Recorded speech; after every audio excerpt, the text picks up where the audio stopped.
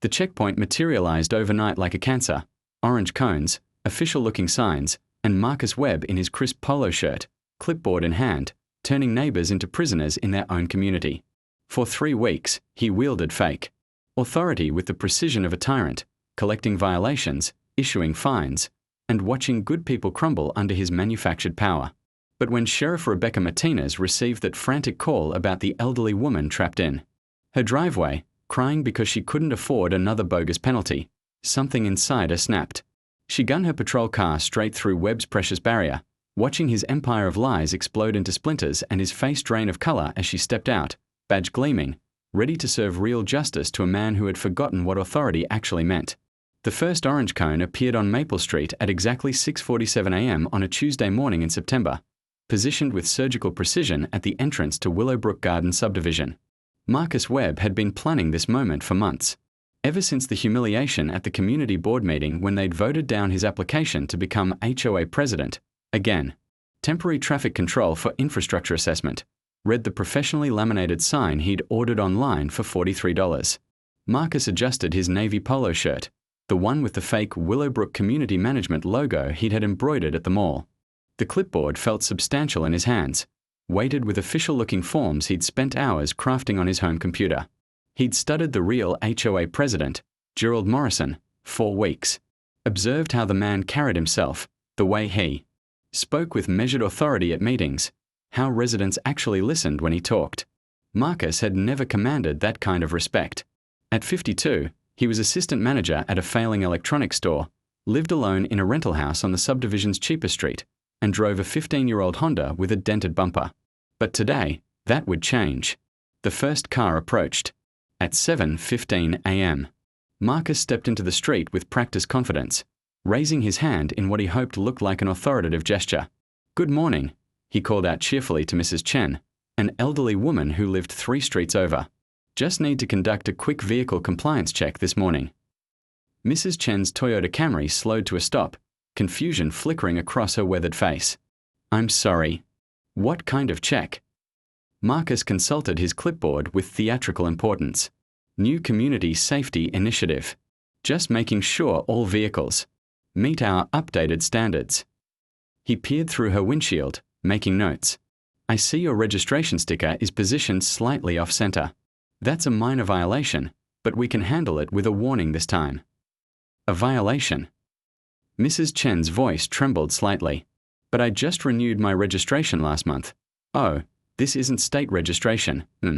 This is our internal community compliance system. Nothing to worry about." Marcus smiled warmly, the expression he'd practiced in his bathroom mirror. "Just initial here acknowledging the warning, and you're good to go." Mrs. Chen hesitated, then signed the form with a shaky hand. Marcus handed her a carbon copy that looked official enough to fool anyone who didn't examine it closely. "Have a wonderful day, Mrs. Chen. Drive safely." As her car disappeared around the corner, Marcus felt a surge of electricity course through his veins. It had worked. She'd believed him completely. The power was intoxicating, the ability to stop someone in their tracks, to make them defer to his authority, to control their morning with nothing more than confidence and a clipboard. By 8 a.m., he'd stopped 6 more vehicles. Each interaction built his confidence. He issued warnings for improper parking distance when residents had parked more than 18 inches from the curb the night before. He cited excessive idle time when Mr. Patterson took 30 seconds to dig his coffee mug out of his cup holder. He even managed to convince young Tyler Brooks that his music was audibly disruptive to community standards despite the windows being rolled up. The key, Marcus discovered, was specificity. The more detailed and technical he made the violations sound, the less likely people were to question them. He threw around phrases like municipal compliance standards and homeowner covenant enforcement protocols. Most residents were rushing to work, already stressed about their day, and simply wanted to get past the checkpoint as quickly as possible. But not everyone was so compliant. At 8:23 a.m., a black pickup truck approached the checkpoint.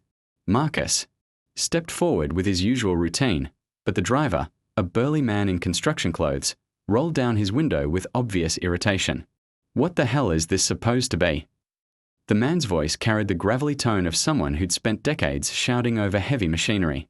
Good morning, sir. Just a routine community compliance check. May I see your compliance check my ass? The man shifted his truck into park and leaned out the window. Who are you supposed to be? Marcus felt his first flutter of nervousness, but he pushed through it. I'm with Willowbrook Community Management. We are conducting safety inspections. This morning. Never heard of you. The man's eyes narrowed. And I've lived here for 12 years. What's your name? Marcus Webb, Community Compliance Officer. The title rolled off his tongue smoothly now. Compliance Officer. The man laughed harshly. Since when do we have compliance officers? This some kind of scam? Marcus felt sweat prickling at his hairline, but he maintained his authoritative posture. Sir, I understand your confusion, but these new protocols were approved by the board last month. If you'd like to contest the inspection, you're welcome to file an appeal through proper channels. The construction worker stared at Marcus for a long moment, clearly debating whether to push the confrontation further. Finally, he shook his head in disgust. This neighborhood's going to hell. He gunned his engine and drove around Marcus's checkpoint, leaving rubber marks on the asphalt. Marcus watched him go, his heart hammering against his ribs. For a moment, he considered packing up his cones and going home. But then he remembered Mrs. Chen's deferential signature, the way the other drivers had apologized for their imaginary violations, the intoxicating rush of being someone who mattered. He stayed. Over the next hour, Marcus refined his approach. He learned to read people quickly, the hurried commuters who would sign anything to avoid being late, the elderly residents who deferred to any semblance of authority, the young parents. Too distracted by screaming children to question official-looking paperwork. He discovered that mentioning insurance liability made people incredibly compliant, and that adding phrases like "as per municipal statute" made his made-up rules sound unquestionably legitimate. By 10 a.m., he'd collected 37 signatures on various warnings and violations. The forms were meaningless, of course, but each signature represented something far more valuable: acknowledgement of his authority. These people had submitted to his will, had accepted his right to judge and control them, even if only for a few minutes. As the morning rush died down, Marcus found himself alone at his checkpoint, surveying his small kingdom. The orange cones stood like sentries, marking the boundary of his domain. The official-looking signs fluttered in the breeze, lending credibility to his fabricated authority. And the clipboard, his weapon of choice, remained heavy with the promise of more conquests to come. He thought about Gerald Morrison, the real HOA president, sitting in his comfortable office, probably unaware that someone else was wielding power in his territory. Marcus had always been invisible to men like Morrison, the successful ones who commanded natural respect, who never had to fight for recognition. But not anymore. A silver sedan approached from the main road, and Marcus straightened his shoulders, adjusting his fake badge. The driver was a middle-aged woman he didn't recognize, probably from one of the newer sections of the subdivision. Perfect. Good morning, he called out, stepping into the street with renewed confidence. Community compliance check this morning. The woman rolled down her window, looking puzzled. I'm sorry, what kind of check? Marcus smiled, consulting his clipboard with practiced authority. Just a routine safety inspection. New community standards, approved by the board. Nothing to worry about, just need to verify a few things. As he launched into his well-rehearsed routine, Marcus felt the familiar surge of power coursing through him. This was just the beginning. Tomorrow, he'd be back. And the day after that. Each morning, he'd stand at this checkpoint, wielding his manufactured authority like a sword, collecting signatures and submission from people who had no idea. They were feeding a monster's appetite for control. What Marcus didn't know was that 3 blocks away, in a tidy ranch house on Oak Street, retired Sheriff's Deputy Janet Morrison, Gerald's wife, was watching him through her kitchen window with growing suspicion. She'd lived in law enforcement for 30 years, and something about the man with the clipboard didn't sit right with her. 3 days had passed since Marcus Webb's first morning at the checkpoint, and his operation had evolved into something far more sophisticated than even he had initially imagined. The orange cones now formed a proper traffic control pattern, complete with reflective tape and weighted bases. He'd invested in a tablet computer to replace the clipboard, loading it with official-looking forms and even a fake database of community violations. Morning, Mr. Patterson, Marcus called out as the familiar grey Honda approached his checkpoint. The elderly man had become a regular, always apologetic, always compliant, always willing to sign whatever Marcus put in front of him. "Oh, hello. Marcus. Another inspection today. Actually, Mr. Patterson, we need to discuss your accumulating violations." Marcus tapped his tablet screen with practiced authority. "According to my records, this is your 4th improper parking citation this week. I'm afraid we are moving into penalty territory now." Mr. Patterson's face crumpled with worry. "Penalty? But I thought those were just warnings. The first one was a warning, sir. But community standards require escalation for repeat offenders." Marcus had spent hours crafting this particular fiction, studying real municipal codes to make his language sound authentic. The fine structure is clearly outlined in the updated community guidelines. I don't remember receiving any updated guidelines." Marcus frowned sympathetically. "They were distributed via email blast 3 weeks ago. Perhaps you should check your spam folder." He knew full well that no such email existed, but the suggestion was brilliant.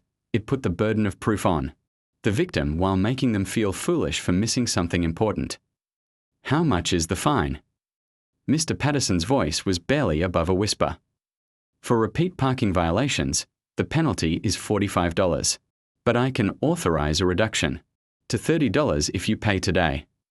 Marcus had learned that offering a discount made people feel grateful rather than resentful, even when they were being scammed. Mr. Patterson fumbled for his wallet with shaking hands. "I only have $27 in cash. That'll be fine. For today, but the remaining $3 will accrue interest at the standard municipal rate." Marcus accepted the crumpled bills with the solemnity of a judge collecting court costs. "I'll note the partial payment in your file." As Mr. Patterson's car disappeared around the corner, Marcus felt a familiar rush of satisfaction.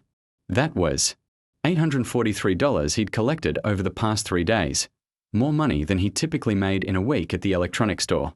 But it wasn't really about the money, though the cash was certainly welcome. It was about the power, the respect, the way people jumped when he spoke. His phone buzzed with a text message. It was his supervisor at Electronics Depot, asking why. He'd called in sick for the 3rd consecutive day. Marcus deleted the message without responding.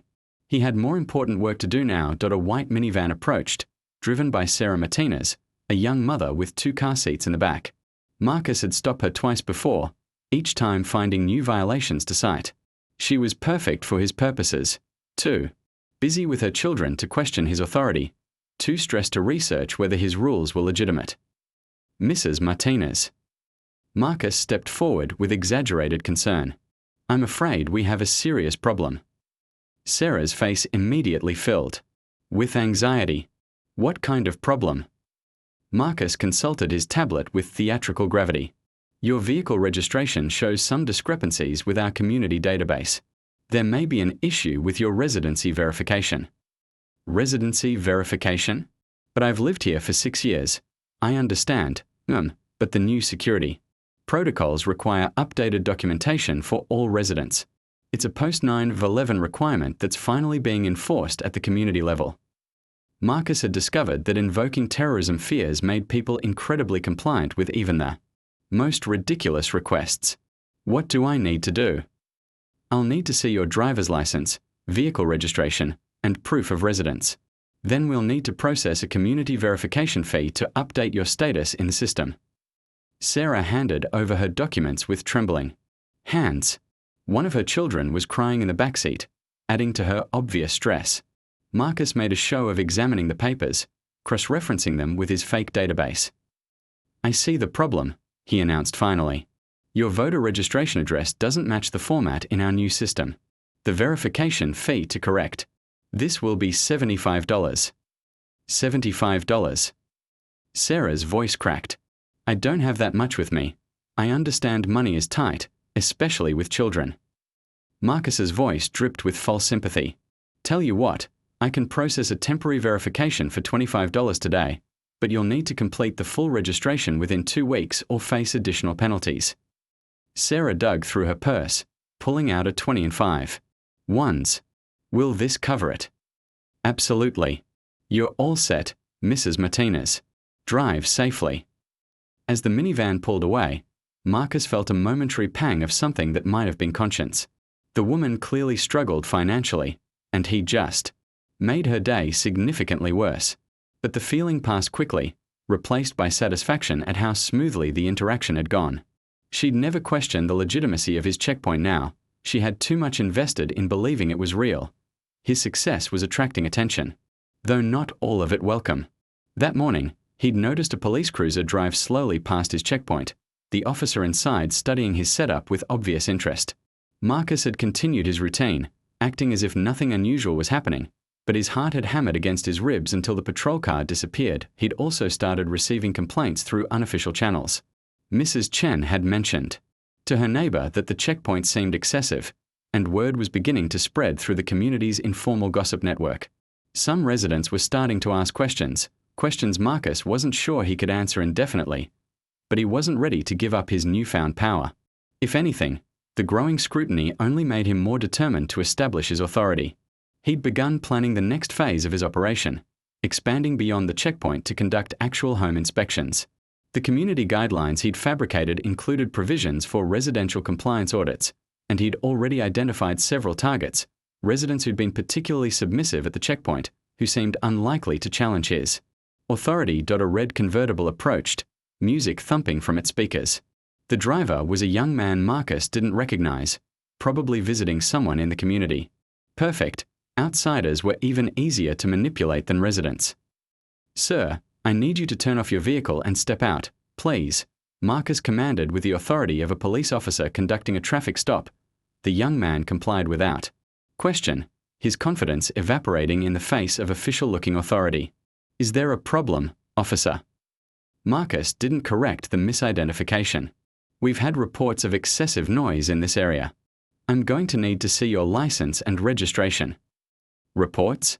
But I just got here. Sir, I'm not going to debate community standards with you. License and registration, please." As the young man handed over his documents, Marcus felt the familiar surge of power. This was what authority felt like, the ability to command instant obedience from strangers, to make them scramble to prove their innocence of violations they didn't even understand. What Marcus didn't know was that the young man was Tommy Morrison, Gerald's nephew, visiting from college. And unlike the community residents who'd grown accustomed to Marcus's checkpoint through gradual exposure, Tommy found the entire setup deeply suspicious. What kind of community inspection requires personal identification?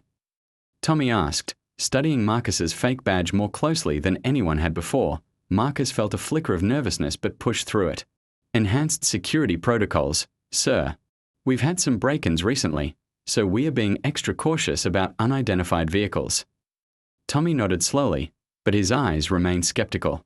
"And you have authority to conduct these stops?" "Absolutely. I'm certified through the State Community Management Board." The lie rolled off Marcus's tongue smoothly now, but he could sense this young man wasn't as easily fooled as his usual victims. "Mind if I call and verify that?" Marcus's stomach dropped, but he maintained his authoritative demeanor.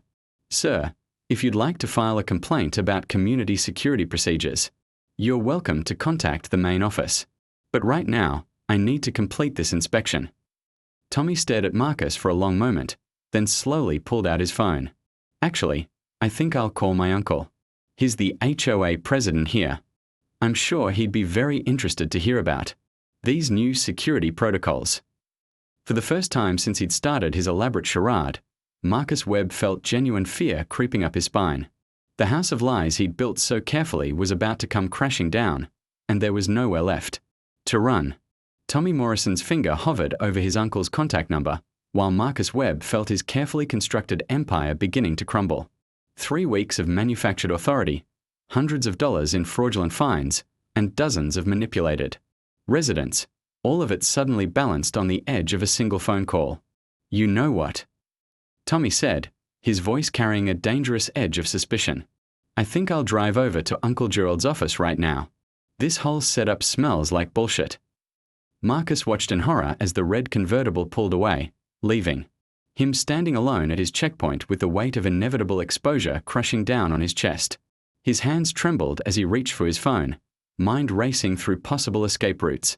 He could pack up the cones right now, disappear before anyone came looking for him. But where would he go? His face was known to half the subdivision. By now, instead, desperation drove him to double down on his deception. If he was going to be exposed anyway, he might as well maximize his profits while he still could point 40 minutes later. Marcus stood on the front porch of 247 Elm Street, pressing Mrs. Chen's doorbell with the confidence of a man who had nothing left to lose. The elderly woman answered, her face lighting up with recognition. "Oh, hello, Marcus. What brings you by?" "Good afternoon, Mrs. Chen. I'm here to conduct your mandatory residential compliance inspection. The board requires all homes to be audited quarterly for insurance purposes." Mrs. Chen's smile faltered. "Inspection. But no one told me. It was in the email blast 3 weeks ago. Don't worry, it's just routine. May I come in?"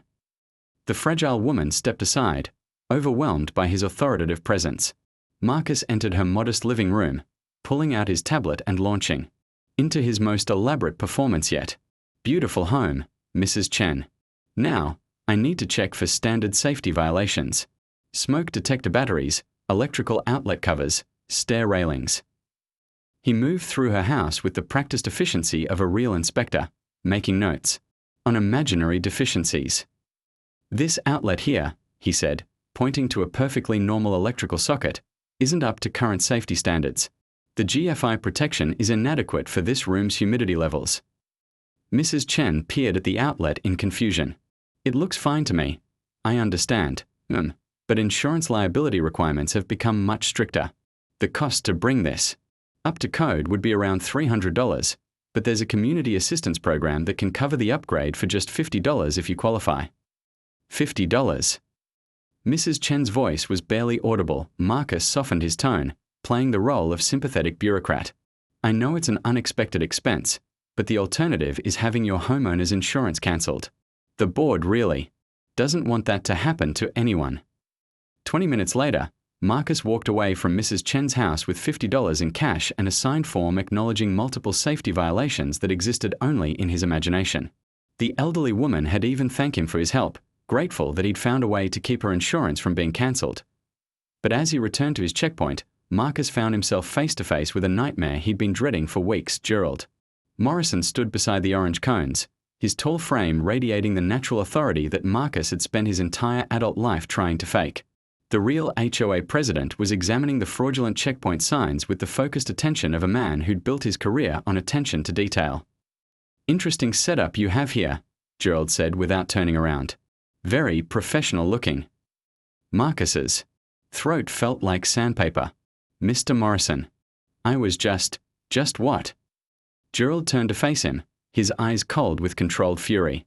"Just impersonating an HOA official? Just extorting money from my neighbors? Just terrorizing elderly residents with fake violations?" "I can explain." "Oh, I'm sure you can. My nephew gave me a very detailed account of your community compliance checks. Quite creative, really. The fake badge, the official-looking tablet, even carbon copy forms. You put a lot of effort into this con." Marcus felt his legs going weak.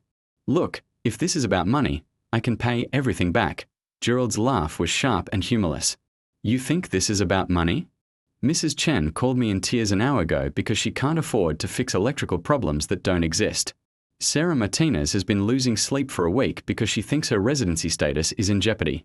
You've been psychologically torturing people who trusted you." "They're fine," Marcus said weakly. "I wasn't hurting anyone. Weren't hurting anyone." Gerald's voice rose for the first time. "Mr. Patterson gave you his prescription money because he was terrified of getting kicked out of his home. Mrs. Johnson has been skipping meals to save up for your bullshit fines. You've been feeding off people's fear and vulnerability like a parasite." Marcus realized that several residents had gathered on nearby sidewalks, drawn by the confrontation. He recognized faces from his checkpoint, victims who were now watching their tormentor being exposed. The shame was overwhelming, but beneath it, he felt something else. Rage at being caught, fury at having his power stripped away just when he'd finally found something he was good at. "You know what your problem is, Morrison." Marcus's voice took on a vicious edge. "You've never had to fight for anything in your life. Everything was just handed to you. The big house, the respect, the position. Some of us have to take what we can get." Gerald studied him with something approaching pity. You could have volunteered for committees, contributed to the community, earned people's respect the legitimate way. Instead, you chose to be a predator. Respect. Marcus laughed bitterly. I tried that. Applied for every board position. Volunteered for every committee. And what happened? You and your friends looked right through me like I didn't exist. Well, guess what? For 3 weeks, I mattered. For 3 weeks, people listened when I talked. They listened because they thought you had authority you'd earned. But you didn't earn anything, Webb. You stole it.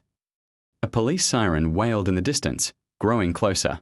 Gerald must have called them while Marcus was busy scamming Mrs. Chen. The sound triggered a panic response in Marcus's brain, and he found himself backing toward his Honda, calculating whether he could reach it before the patrol car arrived. Don't even think about it, Gerald warned. There's nowhere to run. Half the subdivision knows your face, and the other half will know it by tomorrow. The police cruiser rounded the corner, its red and blue lights painting the suburban street in harsh, alternating colors. As it pulled to a stop, Marcus recognized the driver, Sheriff Rebecca Martinez, Sarah's older sister and a 20-year veteran of law enforcement. Rebecca stepped out of her patrol car with the measured confidence of someone who dealt with every variety of human weakness over 2 decades of police work. She surveyed the scene quickly, the fake checkpoint, the gathered residents, the official-looking signs that were obviously fraudulent, and Marcus Webb standing in the middle of it all like a conman caught with marked cards. Sheriff Martinez. Gerald said formally, I believe we discussed this situation on the phone. We did. Rebecca's voice carried the professional neutrality of a cop building a case. Mr. Webb, I'm going to need you to step away from that checkpoint and place your hands where I can see them. Marcus felt the last of his manufactured authority evaporating in the face of real law enforcement. The badge clipped to his polo shirt suddenly felt like a joke prop, the tablet in his hands nothing more than an expensive toy. But even as his scheme collapsed around him, a part of him still couldn't accept that it was over. Sheriff, there's been a misunderstanding, he said, trying to summon the authoritative tone that had served him so well. I was conducting legitimate community safety inspections under my authority as, under what authority? Rebecca interrupted. Because according to my research, there's no such thing as a community compliance officer in this jurisdiction. There's no state certification board for community management. And there's definitely no legal authority for random residents to set up checkpoints and collect fines from their neighbors. Marcus opened his mouth to respond, but no words came. For 3 weeks, he'd lived in a fantasy world where his lies had weight and substance. But now, facing real authority, his carefully constructed persona crumbled like wet paper. Rebecca Martinez pulled out her handcuffs, and Marcus Webb finally understood the difference between borrowed power and the real thing. The handcuffs clicked shut around Marcus Webb's wrists with a sound that seemed to echo through the quiet suburban street.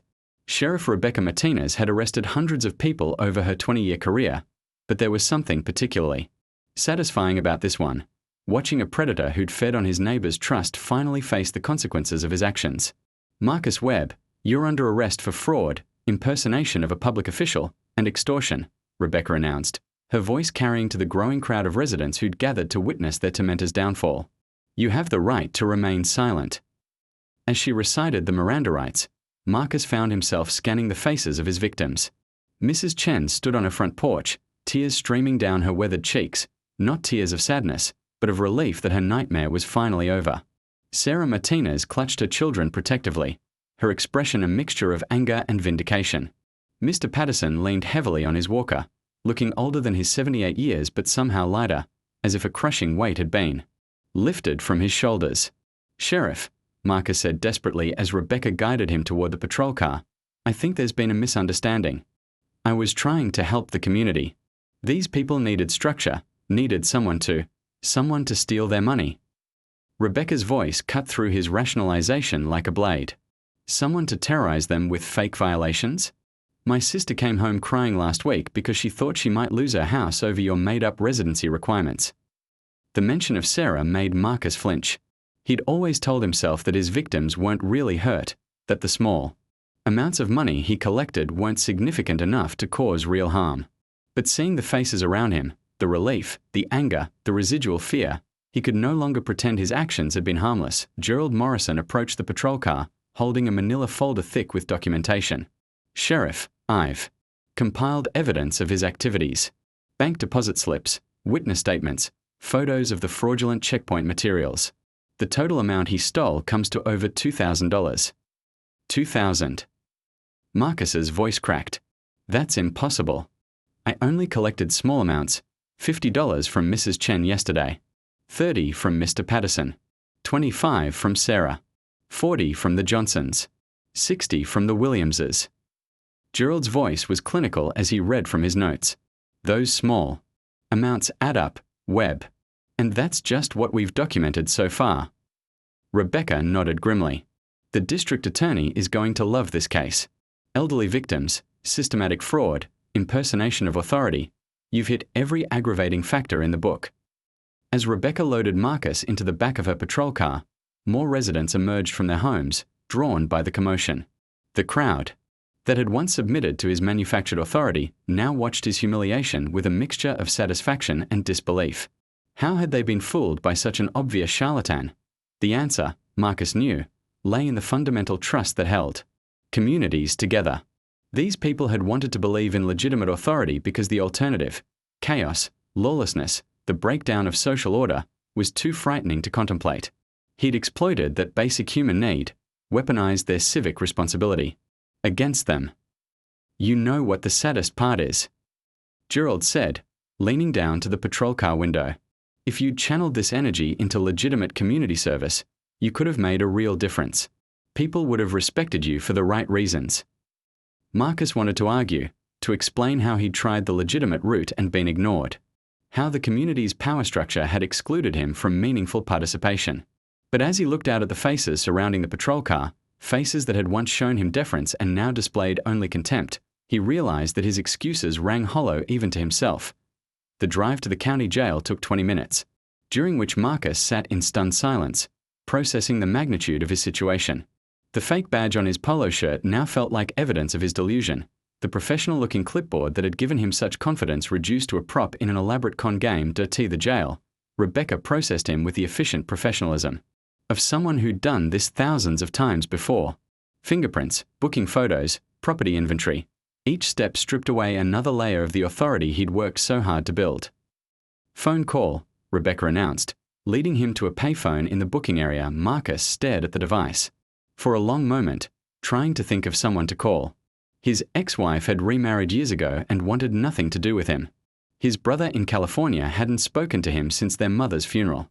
His supervisor at Electronics Depot would probably be relieved to finally have grounds to fire him. Finally, he dialed the number for a public defender, knowing that his brief reign as a fake authority figure was about to be replaced by the very real powerlessness of a defendant in the criminal justice system. Meanwhile, back in Willowbrook Gardens, Gerald Morrison was conducting an impromptu community meeting in the subdivision's small park. Nearly 50 residents had gathered, many of them still processing the revelation that their community compliance officer had been nothing more than an elaborate fraud. The important thing, Gerald was saying, is that everyone who was victimized by Webb's scheme gets their money back. I've already spoken with the district attorney's office about restitution as part of any plea agreement. Mrs. Chen raised a trembling hand. But what about the safety violations he found in my house? Ah, those real. Mrs. Chen, I can guarantee you that every single violation Webb cited was completely fabricated. Your home is perfectly safe. If you'd like, I can arrange for a real inspector to give you peace of mind, but it's not necessary. Relief washed over the elderly woman's face, and several neighbors moved to comfort her. The psychological damage Webb had inflicted was going to take time to heal, but the community was already beginning the process of reclaiming their sense of security. Sarah Martinez stood up, her voice shaking with emotion. I want everyone to know how grateful I am to my sister for taking this seriously. When I called Rebecca about the checkpoint, I was terrified that I really was in violation of something important. The fact that it was all fake, it makes me angry, but it also makes me relieved. Tommy Morrison, whose suspicions had triggered the investigation, addressed the crowd next. The thing that bothers me most is how he targeted the most vulnerable people, the elderly, single mothers, people who couldn't afford to challenge his authority. That's not just fraud, it's predatory behavior. Gerald nodded solemnly. Which is why we are going to push for the maximum penalty allowed by law. This wasn't a victimless crime or a moment of poor judgment. This was systematic exploitation of people's trust and vulnerability.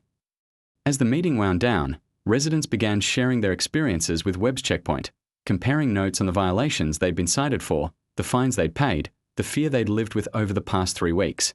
The collective. Relief was palpable, but so was the anger at having been manipulated so thoroughly. Back in his jail cell, Marcus Webb lay on the narrow bunk and stared at the ceiling, finally forced to confront the reality of what he'd become.